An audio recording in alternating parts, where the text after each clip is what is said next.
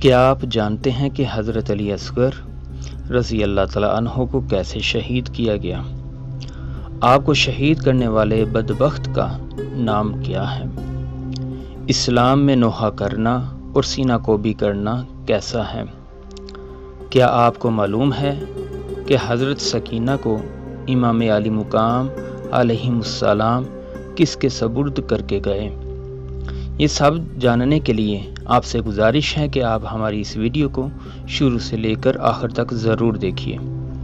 کربلا کے میدان میں جب سبھی ساتھی ایک ایک کر کے امام حسین علیہ السلام پہ قربان ہو گئے، اب سوائے حضرت علی اصغر جو کہ شیر خوار تھے اور حضرت سجاد جو بیمار تھے، ان کے علاوہ کوئی باقی نہ رہا، تو اب پھر امام علی مقام علیہ السلام نے کربلا میں جا کر مقابلہ کرنے کا سوچا۔ اس وقت حضرت زینب، حضرت کلثوم، حضرت شہربانو رضی اللہ تعالیٰ عنہم امام علی مقام کی بے کسی پہ آنسو بہانا شروع ہو گئیں۔ امام علی مقام نے فرمایا، میرے بعد جب تم لوگ ہر طرح کی مصیبت میں گرفتار ہو جاؤ تو ہرگز تمہاری آواز بلند نہ ہو، ایسا نہ ہو کہ نانا جان تم سے ناراض ہو جائیں، اس لیے کہ بالوں کا نوچنا، گریبان چاک کرنا، سینہ کو بھی کرنا نبی علیہ السلام کی شریعت میں حرام ہے۔ ہاں، فقط آنکھوں سے آنسو بہا لینا۔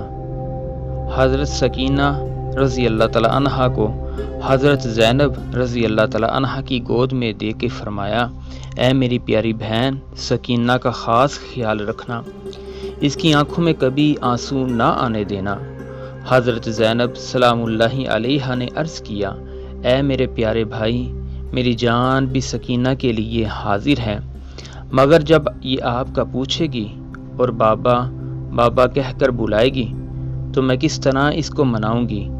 آپ نے فرمایا، میں اللہ عز و جل کی رضا پہ راضی ہوں اور تم سب کو اللہ عز و جل کے سپرد کرتا ہوں اور اللہ عز و جل سے صبر کی دعا کرتا ہوں۔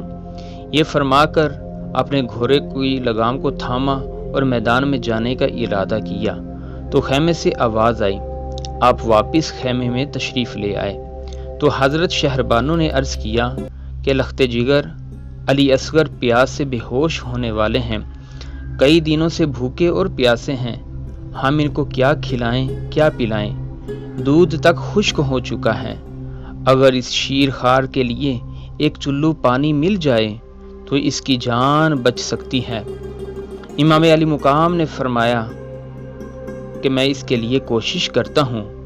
انہوں نے علی اصغر کو اٹھایا اور سینے سے لگایا اور رخسار پہ بوسہ دینا شروع کر دیا اور آپ کو اٹھا کر یزیدیوں کی فوج کے پاس جا کر کہا، اے قوم بے وفا، اگر تمہارے باطل گمان میں مجرم ہوں تو اس معصوم بچے کا ہرگز کوئی قصور نہیں، اسے ایک گھونٹ پانی دے دو۔ ان سنگ دل جفاکاروں نے کہا کہ ابن زیاد کی اجازت کے بغیر ایک گھونٹ پانی بھی ملنا مشکل ہے۔ ان ظالموں کو ذرا بھی ترس نہ آیا اور پانی دینے کی بجائے ایک ظالم حرمل بن کاہل اس نے تیر چلا دیا جو حضرت علی اصغر رضی اللہ تعالیٰ عنہ کے گلے میں جا کے لگا اور گلے کو چیرتا ہوا امام علی مقام کے بازو میں پیوست ہو گیا۔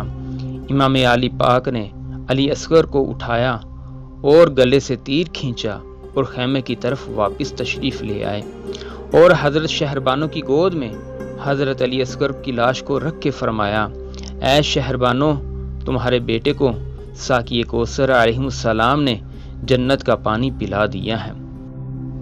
سبسکرائب کیجئے ہمارے چینل اسلامی ہیروز کو اور پریس کیجئے بیل آئیکن کو تاکہ حاصل ہو سکے آپ کو مزید اسلامی تاریخ کے متعلق معلومات۔